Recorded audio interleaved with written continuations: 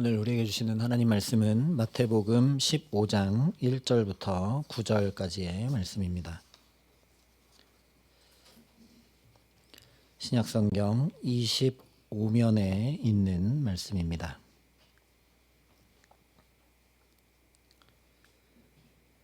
마태복음 15장 1절부터 9절까지 말씀을 제가 봉독해 드리겠습니다. 하나님의 말씀입니다. 그때에 바리새인과 서기관들이 예루살렘으로부터 예수께 나와 이르되 당신의 제자들이 어찌하여 장로들의 전통을 범하나이까? 떡 먹을 때 손을 씻지 아니하나이다. 대답하여 이르시되 너희는 어찌하여 너희의 전통으로 하나님의 계명을 범하느냐? 하나님이 이르셨으되 내 부모를 공경하라 하시고 또 아버지나 어머니를 비방하는 자는 반드시 죽임을 당하리라 하셨거늘 너희는 이르되 누구든지 아버지에게나 어머니에게 말하기를 내가 드려 유익하게 할 것이 하나님께 드림이 되었다고 하기만 하면 그 부모를 공경할 것이 없다 하여 너희의 전통으로 하나님의 말씀을 패하는도다. 외식하는 자들아, 이사야가 너희에 관하여 잘 예언하였도다. 일러스되 이 백성이 입술로는 나를 공경하되 마음은 내게서 멀도다. 사람의 계명으로 교훈을 삼아 가르치니 나를 헛되이 경배하는도다 하였느니라. 아멘. 오늘 말씀을 보면 예수님께서 바리새인들과 서기관들을 책망하고 계십니다. 하나님의 말씀을 자기들의 전통과 또 자기들의 그런 행동으로 다 폐하여 버렸다, 이렇게 책망을 하고 계시죠. 다음에 한 번 더 살펴보겠지만 하나님께 드렸다고 하면 그것이 더 큰 것이기 때문에 부모님께는 드리지 않아도 아무 상관없다, 나는 율법을 잘 지켰다, 이렇게 장로들의 전통으로 하나님의 말씀을 묵살해 버렸다라고 예수님께서 신랄하게 바리새인과 서기관들의 잘못을 꼬집고 계십니다. 그래서 한 면으로만 보면 예수님께서 잘못된 신앙에 대해서 굉장히 비판하시고 바로 잡으려 하시고 책망하시는 것처럼 보입니다. 그러나 오늘 말씀의 내용은 책망하시는데 그 중심이 있지 않습니다. 지금 예수님은 14장에 의하면 게네사렛이라는 지방에 계십니다. 근데 바리새인과 서기관들이 저 예루살렘에서부터 이 게네사렛 지방까지 제자들을 고발하려고 일부러 옵니다. 예수님께 와서는 뭘 고발하냐면 왜 당신의 제자들은 장로들의 전통을 지키지 않습니까? 그 중에 특별히 뭘 꼬집어 고발하느냐? 왜 떡 먹을 때 손을 안 씻고 먹습니까? 라고 고발을 합니다. 우리도 예전에는 손 씻는 게 그렇게 대수라고 예루살렘에서부터 게네사렛까지 와가지고 그걸 고발하고 있냐, 참 한심하다, 이런 생각이 들 수도 있는데, 이제는 우리가 유대인들에게 왜 손 씻는 의식이 굉장히 중요했는지 좀 피부로 이해할 수 있는 시대를 살아가는 것 같습니다. 손 씻기가 굉장히 중요하다는 것을 이제 우리만 아니라 온 지구촌 모든 사람들이 알고 있기 때문이죠.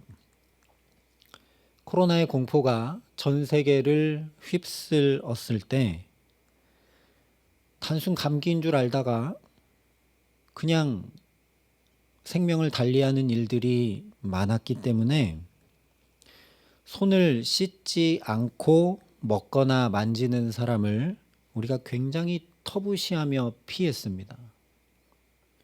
그래서 어디를 가든 손소독 사항이 의무가 됐죠. 예배드리러 올 때도 손소독을 했고 나가면서도 손소독을 하고. 그런데 만약에 백신이 개발되지 못하고 코로나가 그대로 그냥 계속되었다면 아마 손 씻는 문제를 가지고 우리도 저주까지 했을지도 모를 일입니다. 유대인들이 손을 씻지 않고 음식을 먹는 것은 이와 비슷한 느낌을 준다는 말씀입니다. 아주 혐오스럽고 저주스럽기까지 한 것이 바로 손 씻지 않고 먹는 것입니다. 왜냐? 유대인들은 만지고 닿는 데서 죄가 나에게 넘어온다고 여겼기 때문입니다. 그래서 실제 제사를 드릴 때도 제물에게 내가 손을 얹어 안수를 해서 나의 죄를 그 제물에게 넘긴 다음에 전가시킨 다음에 양이나 소를 각을 떠서 하나님 앞에 제사 드리지 않습니까? 그런데 우리가 생활하다 보면 알지 못하는 사이에 죄가 있는 사람과 접촉할 수도 있고, 또 시장에 가서 물건을 고르다가 부정한 물건을 나도 모르게 만졌을 수도 있습니다. 그래서 유대인들은 철저하게 손을 씻었던 거죠. 내가 의도를 가지고 죄에 가까이 하려 하지 않았지만 우리 생활 가운데 접촉을 통해서 부정한 것이 내게 묻는 경우가 많기 때문에 그것들을 깨끗이 하려고 늘 손을 씻고 음식을 먹었다라는 거죠. 만약 그 상태에서 그냥 손을 씻지 않고 음식을 먹으면 그것이 이 손끝에만 묻어있던 그 부정이 음식에 묻어서 내 목을 타고 넘어가서 온몸에 퍼진다. 그래서 하나님의 저주를 받게 된다. 이렇게 여겼습니다. 그렇기 때문에 밖에 외출하고 난 다음에는 반드시 손을 씻었던 것이죠. 오늘날 우리는 바이러스 때문에 청결을 위해 손을 씻었지만 유대인들은 영적 청결을 위해 손도 철저히 씻었다는 거죠. 한면으로 보면 우리가 굉장히 본받아야 될 부분입니다. 나는 얼마나 내게 덕지덕지 묻어있는 부정, 죄 이런 것들을 깨끗이 하려고 힘쓰고 애쓰고 있는지 우리가 되돌아봐야 되기 때문입니다. 오늘 혹시 나가서 말하면서 내가 부정한 말이 내 마음에 담기진 않았나, 내가 또 뭘 들으면서 부정한 생각과 부정한 것들을 보고 듣지는 않았나, 우리가 그런 것에 민감하지 않다라는 거죠. 근데 유대인들은 그런 것들에 굉장히 민감하여서 절대 손을 씻지 않고는 음식을 먹지 않았다라는 겁니다. 바리새인들은 철저히 율법을 지키는 자들이었기 때문에 당연히 자기들이 먼저 스스로 이것을 실천했습니다. 이것은 양심의 문제지만 이렇게 철저히 이 장로들의 유전을 지켰던 바리새인들에게 이것이 적발되면, 즉 위반한 것이 드러나게 되면 공적 형벌을 받는다는 단서를 붙여서 이 규율을 모든 유대인들이 아주 엄격하고 철저하게 지키게 했습니다. 요세라는 랍비가 있었는데 이 랍비는 어떻게까지 얘기했느냐, 불결한 손으로 먹는 것은 간음한 것만큼 큰 죄이다, 이렇게까지 이야기했다고 합니다.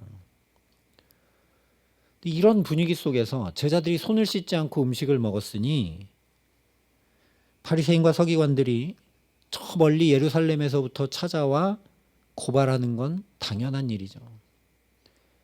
우리가 그냥 예루살렘에서 게네사렛에까지 멀리도 왔나 보다 이렇게 생각하지만 오늘로 얘기하면 중앙검찰청에서 나와서 이걸 조사해 가지고 기소하는 거죠. 그만큼 중차대한 문제였다라는 겁니다. 그런데 우리가 잠시 좀 다른 생각을 해야 될 필요가 있습니다. 뭐냐? 바로 제자들의 입장이죠. 제자들이 이방인들입니까? 다 유대인들이죠. 그런데 이 손을 씻고 음식을 먹어야 되는 장로들의 전통을 몰랐다는 것은 말이 되지 않는 일입니다. 모두가 다 유대인인 제자들은 왜 그걸 잘 알면서도 씻지 않고 먹어서 고발까지 당하고 있을까요? 예수님이라는 든든한 백이 있으니까 마음에 안 드는 저 바리새인, 서기관들, 왜냐하면 이 당시 유대인들도 종교 지도자들이 타락한 걸 알고 있었기 때문에 싫어했지 않습니까? 그래서 제자들이 일부러 그들에게 좀 도발이라도 해본 것일까요? 예수님 백 믿고. 오늘 사건 바로 뒤에 나오는 상황인 12절 말씀을 보면 제자들도 손 씻지 않고 먹는 것에 대해서 그렇게 썩 내켜하지 않는 느낌입니다. 12절에 이에 제자들이 나와 이르되 바리새인들이 이 말씀을 듣고 걸림이 된 줄 아시나이까? 이렇게 예수님께 얘기하죠.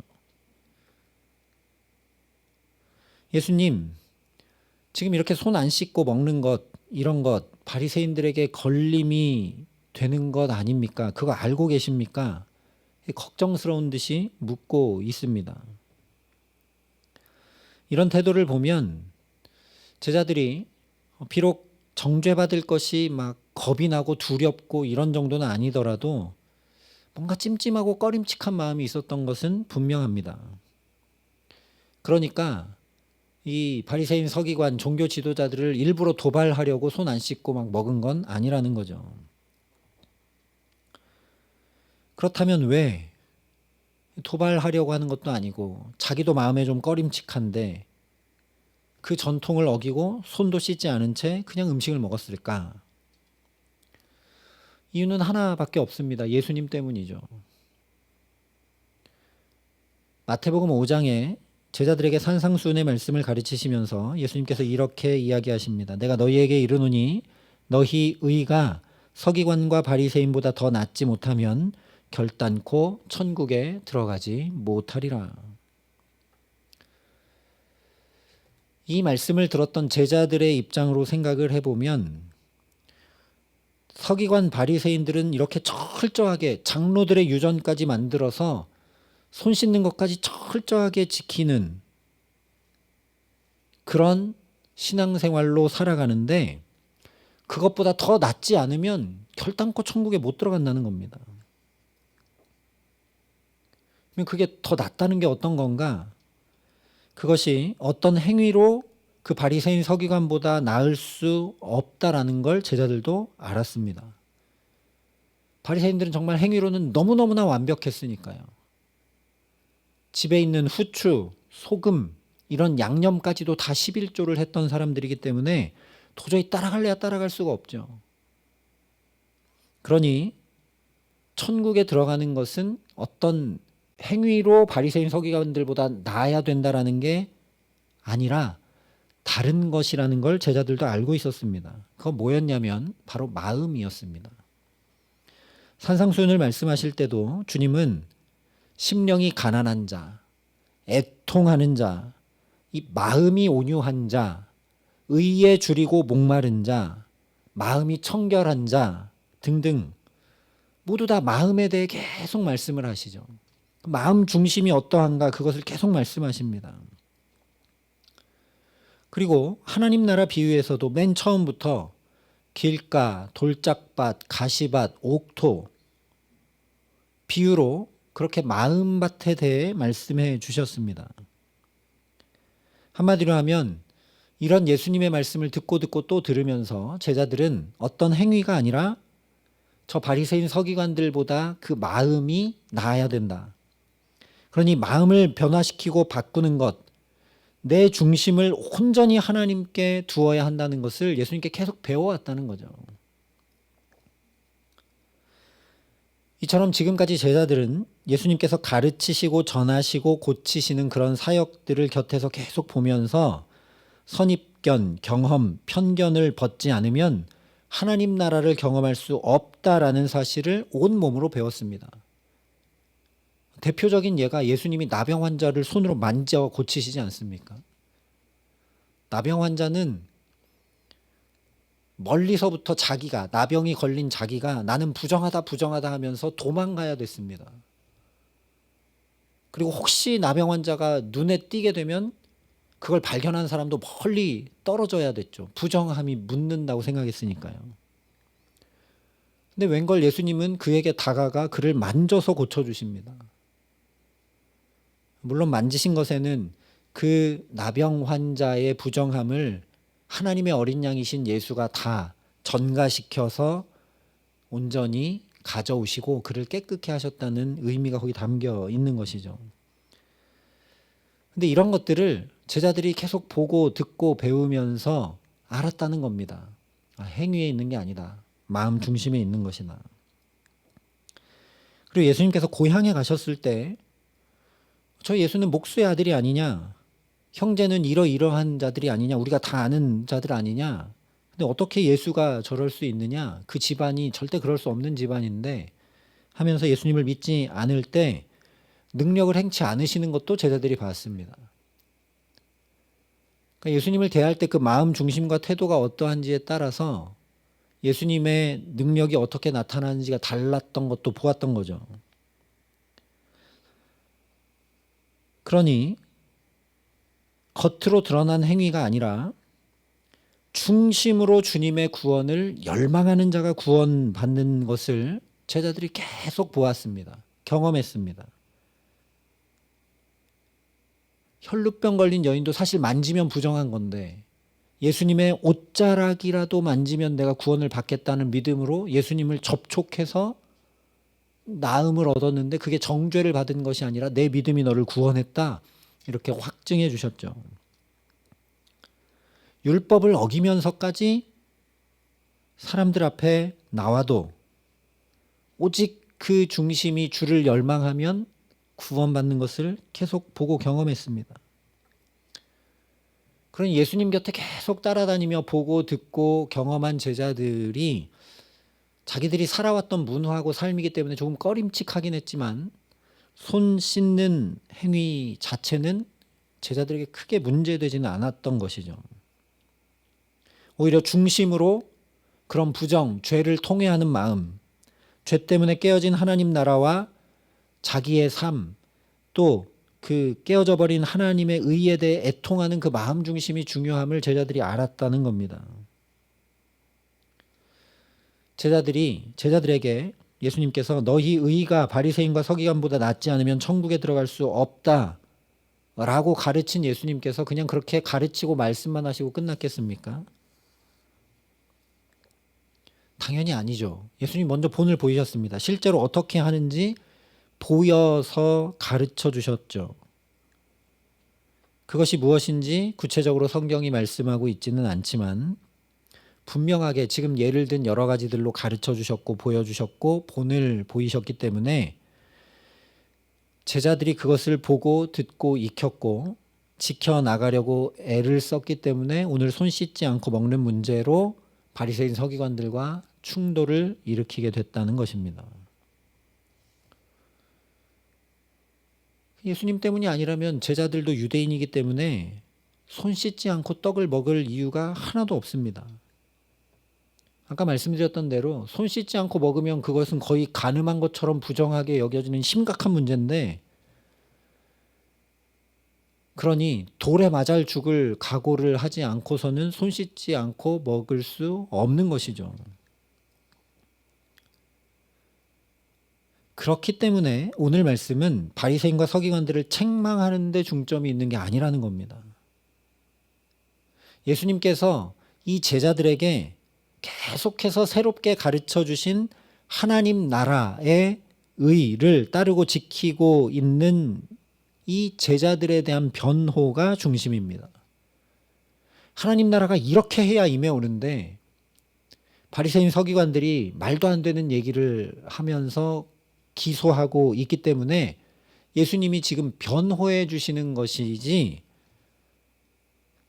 바리새인과 서기관들의 잘못을 탁 꼬집어서 그들을 책망하고 비판하려고 하는 것이 중심이 아니라는 겁니다.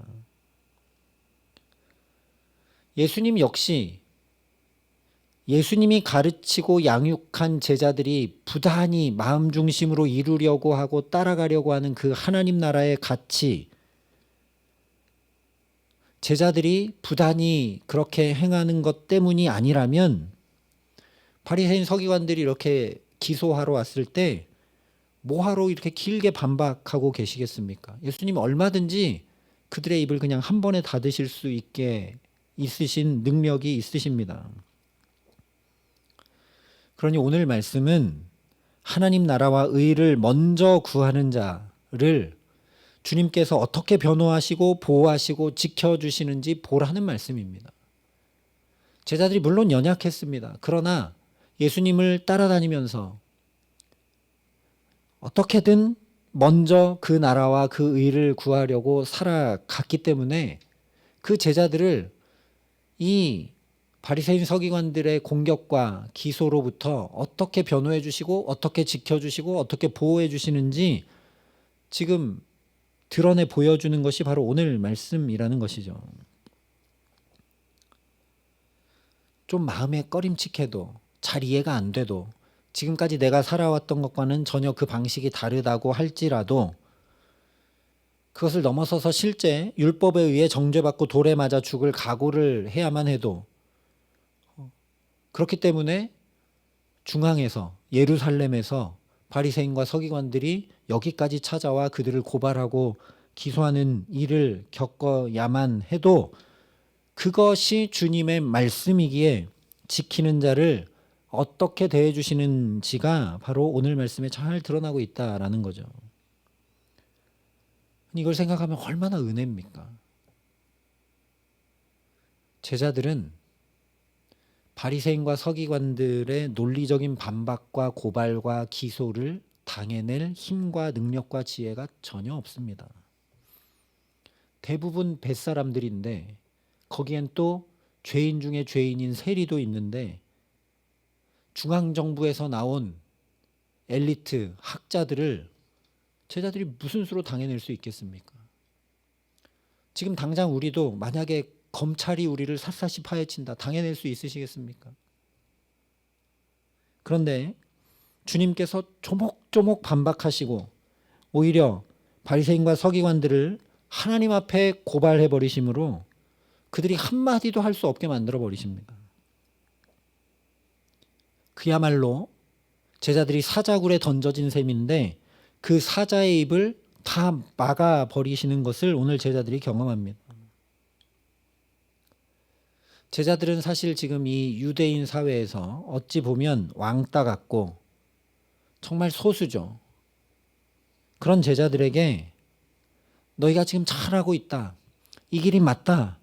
그 길만이 참 생명의 길이다라는 것을 예수님께서 확증하고 확인시켜 주고 계시는 것입니다. 이렇게 대신 싸워주시고 대신 증거를 대주시고 대신 변호해 주시는 예수님이 그 예수님이 오늘 말씀의 중심이라는 거죠. 마태복음은 예수님이 구원자이심을 계속 드러내어 우리에게 확증하고 전하여 주는 복음서입니다. 연약하고 부족한 우리를, 그러나 중심은 오늘도 주님을 열망하고 어떻게 하면 그 주님이 가르쳐 주신 대로 한 가지라도 좀 살아볼까? 나도 그 온전한 하나님 나라를 어떻게 하면 내 삶에 좀 이루고 누리며 살아갈 수 있을까? 타는 목마름을 가지고 주님 앞에 중심을 가지고 나온 우리를 주님이 그렇게 변호해 주시고 지켜 주시고 보호해 주시고 그런 놀라운 우리의 구원자이신 주님이신 것을 보라는 말씀입니다. 다만 언제만 그분이 내게 그런 구원자로 경험되고 누려지게 되는가? 먼저 그의 나라와 그의 의를 구하는 자에게. 어떻게 하시는가? 말씀대로 이 모든 것을 더하고 계시는 것을 보게 됩니다. 제자들은 한마디도 할 필요가 없었습니다. 우리가 잘못한 것이 아니다고 변명할 필요도 없었습니다. 그냥 아무 말 안 하고 가만히 있어도 문제와 사건이 그냥 다 해결됐습니다. 우리 주님이 그런 주님이심을 보라는 겁니다. 이 귀한 시간, 그러니 나의 문제, 나의 상황, 내 삶이 아니라 먼저 간절히 주님의 나라와 의를 먼저 구함으로 오늘 제자들이 누린 그 은혜가 저와 여러분의 은혜가 되게 하시기를 소망합니다.